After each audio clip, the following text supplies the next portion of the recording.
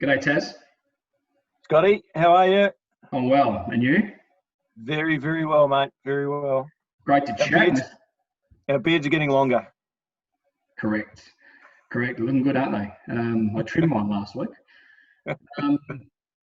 Really good to chat. I thought it'd be a really good idea for you and I to reach out to the Glen Iris community and just have a chat about all things cricket.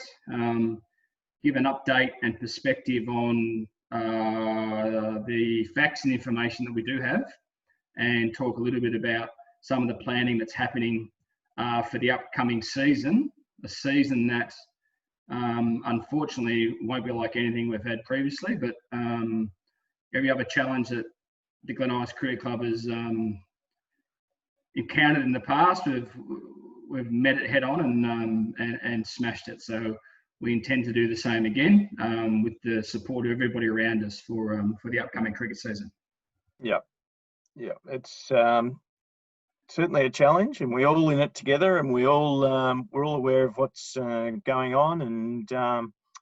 And at the end of the day, we just want to make sure everyone's safe. But and I'm sure that everyone's chomping at the bit to get out and actually play some team sport, because for the mental health and of the community, I think it's a pretty key linchpin. And cricket is different. So we are in a different space that we basically play the game in a social distance capacity. So when we do return, it will be easier to return to cricket than we play outside again. So it'll be easier to return under the rules and regs with cricket than it would be for, say, football, rugby, basketball that's indoors. So we're in a stronger position to start with. It gives new meaning to the term banish to fine legs, Scotty. It does. There might be a sanitation station down at Fine Leg. We can wash your hands in between overs. So that was funny to see in the Test match the other night. So all good. So just I guess a few updates from a senior club perspective. If you haven't seen the announcements on social, we have welcomed Tom McDermott back to the club as our skipper of the first team. Alongside him is his great mate and ex-cricketer at Glen Iris, Brett Gatehouse, who's returning as the assistant coach. And of course, we continue with another season with Lucas Skelton as our club coach. We've just said a sad goodbye to Jamie O'Dell, our POM. He was planning on hanging around, but good on him. He's enrolled in a Masters of Education, which starts in September in the UK, and he left our shores last week. So I just want to reach out and say thank you to the Buckley and Morris families who have homed Jamie now for, I think it's close to 18 months. So to those both families, thank you very much on behalf of everyone in the Glen Iris community. But we're really pleased to have Brett and Tom return. Luke has confirmed again, and there's a host of ex-cricketers that are returning, which is great, and new cricketers as well that are returning to the senior cohort. We like bringing good people into the club, Tas. I think that's what it's all about at the end of the day. Good people make a good community. So it's going to be welcome additions to the club. Absolutely. Personally, I thought that cricket wasn't going to be affected so much, or community cricket not so much by COVID, but here we are. Our senior pre-season was due to start on the 15th of August, but we're in stage 3 lockdown in this state until the 16th of August. So what that means is that we can't start our pre-season as we normally would do, or how we had structured. So we are going to be affected. In the next couple of days, our club coach, Lucas, will reach out to the whole of the Glen Iris community, including vets, seniors and juniors, about our plan for pre-season, which, if I can use the buzzword, will be pivoted towards some online activities, some activities in pairs, because we can still train with one another, and some fun games that we can get some competition happening, just to get us going, get the community interacting. and get us having some fun and focus back on cricket, even whilst we're in lockdown. And I think for all the juniors out there, and all the junior parents and so forth, we really have a focus on a club-wide approach. And Skelts is, he's a junior parent as well, with his two boys. I think, there'll be a lot of things that, everyone from junior and master blasters can take on, all the way through to our veteran players who, and so, it's about having fun, it's about enjoying yourself, it's about engaging. We want everyone to be involved in the club. And, if there's a few challenges along the way, make sure you get involved, post it up, send it in. There might be a couple of competitions, or see who can get the most hits on a stump, or whatever, or edge of a bat. Engage, be involved. Makes for a fun club in this difficult time. Here. One of the great things about the last couple of seasons, it certainly ramped up last season, was the amount of senior cricketers who were involved in our junior programs, starting from the junior master blasters program on a Friday night, right through to our under 16s and even our under 15A turf premiership side, being coached by past Glen Iris cricketer. We had heavy involvement, didn't we, from past cricketers and current senior cricketers in the junior program. Yeah, that's right, and that's that link is clubs always strive to do it, and we can always do better. And hopefully we are going to step up from last season and really grow what we've been trying to achieve, especially, as you said, Scotty, with the some of the coaches around the club that coach junior teams, but also the people helping out on Friday nights that create one of the best blaster programs now in the state. Yeah, it's great to see us raise the bat to 100 on the Friday night from That's right. From 40 odd the year before. It was to more than double the numbers. We've found a nice niche in the community, straight from school, straight to Raven, cafe, kiosk open, kids on the ground. It's really pleasing to see. Yeah. Just on so further to the juniors, Tas, we've got that. I keep talking about this sweet spot between the ECA and the ISEC competitions. We sit right on the creek, which means we're in the best of both worlds. And do you want to talk a little bit about what that means for us as a club, especially for juniors? Yeah. So one thing that I think footy does pretty well is you gradually go up the age groups. You don't, you go from under 10s, under 11s, under 12s, under 13s, under 14s, under 15s. And that's something that we're very lucky that we can actually offer. One thing that I think we've, and a lot of clubs can't do this very well, is actually have the step up from under 12s, particularly into under 14s. And there's always exception to the rules, but especially players that have played 12Bs, and getting them up to being competitive and having an enjoyable experience in 14Bs is actually quite challenging, because a lot of other clubs, they have some really seriously big kids that can muscle them around. They're not necessarily more or less talented, but they, size comes into it at that age group. So we're very fortunate that we can place teams into the under 13s in the ISEC competition. So that's something that we're really looking to do, just to ease and decrease that that big step up. And I think the ISEC are a very progressive organisation.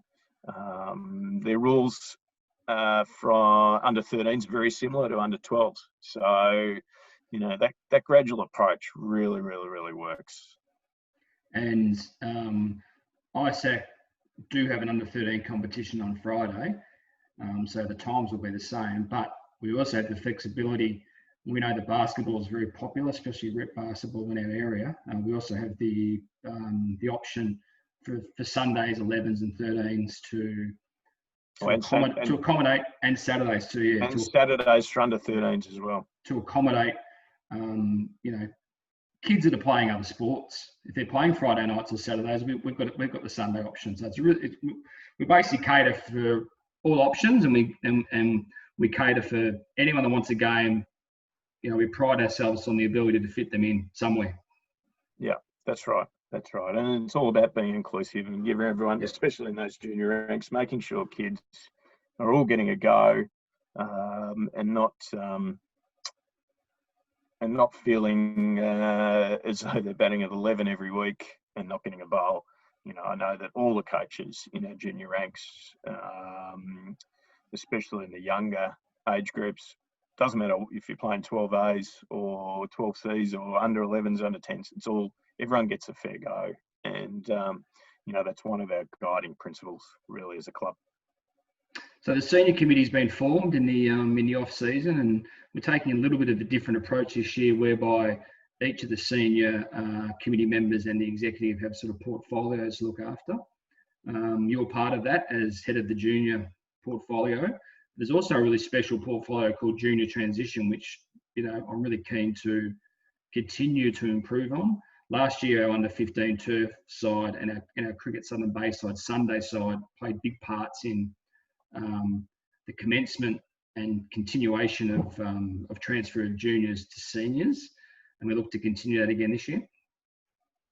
Yeah, I think with the success of our under 15 turf competition on a Sunday last year, winning the premiership, and as you said, the cricket Southern Bayside, I think that those transition periods, which are another key period in the development of players, and to make sure that they really enjoy their experiences, and stepping into senior competitions that are 70 overs plus 80 overs a day can be very intimidating. And,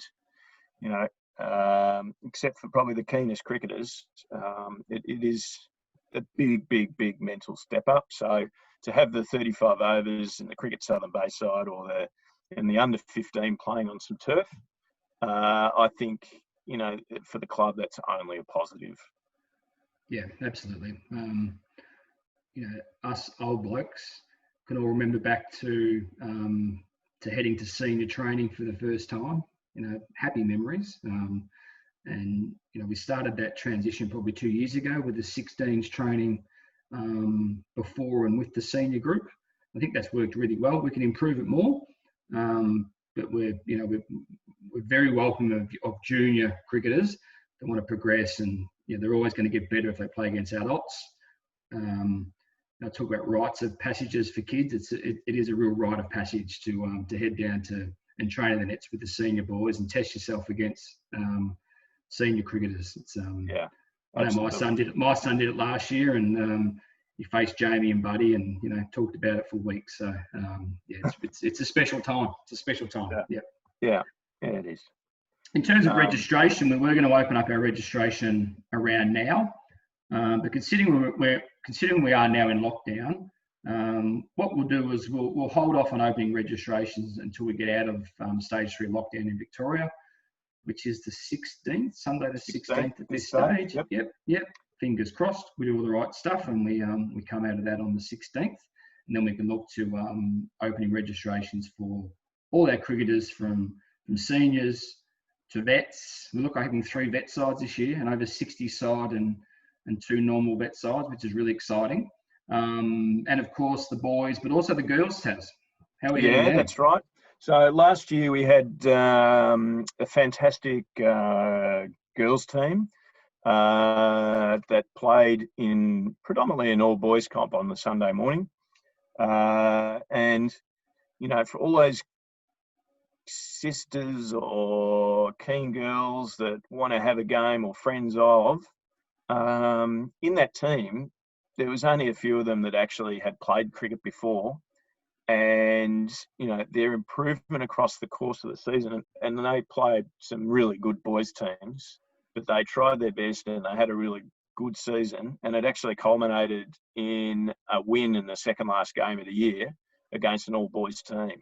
Yes, so it shows that the girls can really compete. This year they're going to be playing on a Wednesday night and all girls.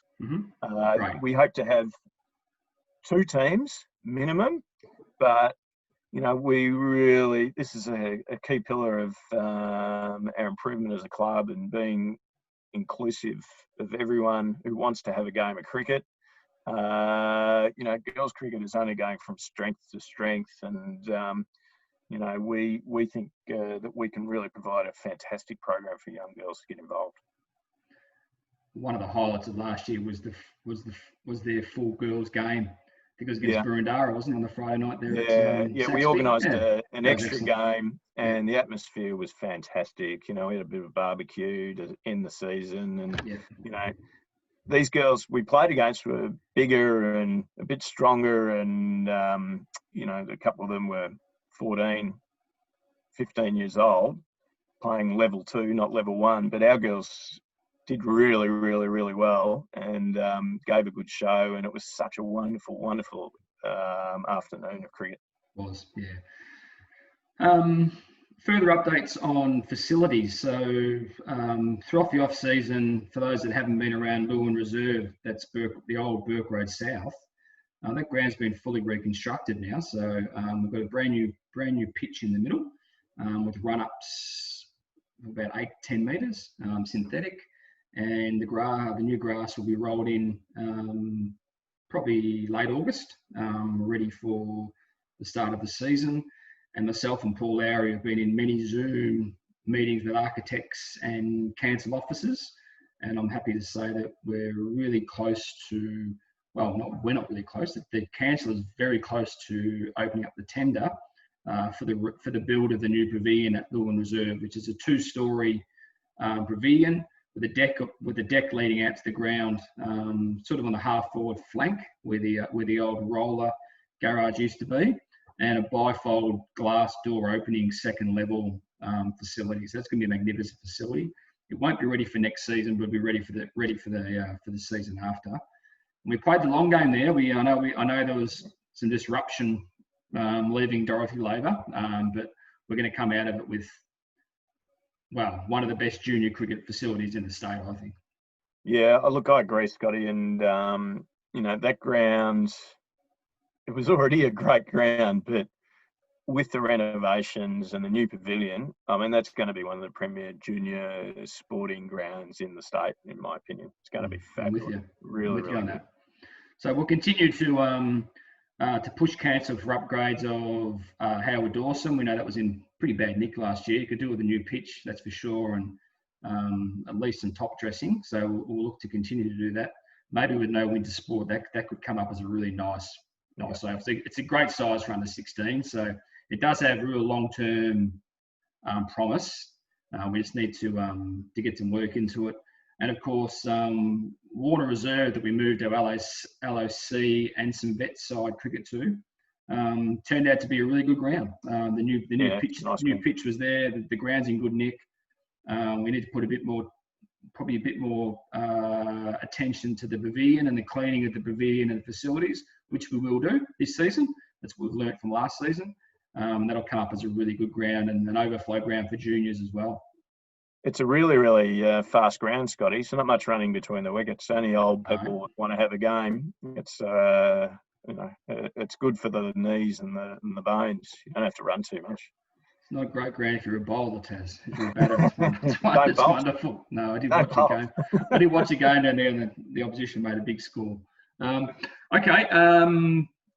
I guess further to that, we have had some communications from our associations. So it looks most likely that senior cricket will start towards the end of October, early November, and that's a bit of a moving feast depending on what happens with AFL. Because let's face it, we're not going to play round 1 on grand final day in the AFL, so we just have to watch that space. And the communication through from the MOU signed with all the sports and cricket is that junior cricket is most likely to start sort of middle to late-ish October, yeah? Yeah, we're probably looking. I think now we're probably looking the 23rd of 23rd, yeah. October. You know, they did say the 16th for the ECA, but I find that pretty hard now to see that happening. But you know, we just don't know. No. So we are going to be a bit later. Look, if the juniors start at that date, that's 1 or 2 weeks later than we normally start. That's compared 1 to week. I think it's about 1 week. Compared when to you the factor in affected school holidays, they normally finish that week in October, and then you week back, and compared to the affected junior footy or junior soccer or basketball has had, putting up with 1 week late start is even 2 weeks, whatever. It's fantastic for us. Fantastic. The seniors will have to probably play a few more Sundays throughout sort of December and January just to get through the volume of games that we need to get through. But we'll work with that. We'll do whatever we have to do to get a good season in. Yeah, we're excited. Anything else that we need to update everyone on? Oh, look, I think we should just probably let everyone know that, like other sports they may have seen with footy or netball or whatever it might have been, we'll be calling out for some COVID officers and things like that will have to be there at every game. Mm-hmm. So you know what, we will be asking for people to put their hands up. So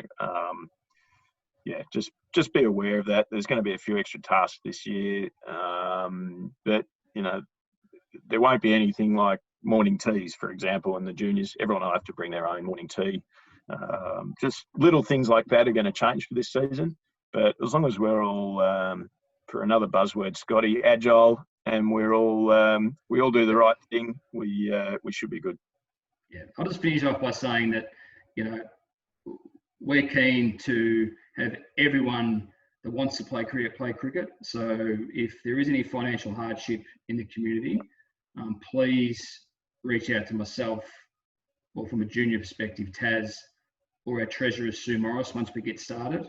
We will be as flexible as we need to be in regards to registrations if it means that your child or yourself are going to miss out on cricket due to the state of the economy, or you've been affected by absolutely by COVID-19. So please reach out, speak up. Yeah, that's exactly right. So, and don't be a stranger. Yeah. Okay. Great. Right, great to see the pavilion behind you. I'm looking forward to opening that up at some stage and catching up for a beer or a soft drink or a coffee or whatever suits your fancy. It'd be great to get back there, Tas. Yeah, absolutely, Scotty. It'd be nice to get back to some normality, hopefully soon. So. And throughout this week, you'll hear from Lucas and his team in regards to starting the pre-season. So take care, everyone, and we'll speak soon. Thanks, Scotty.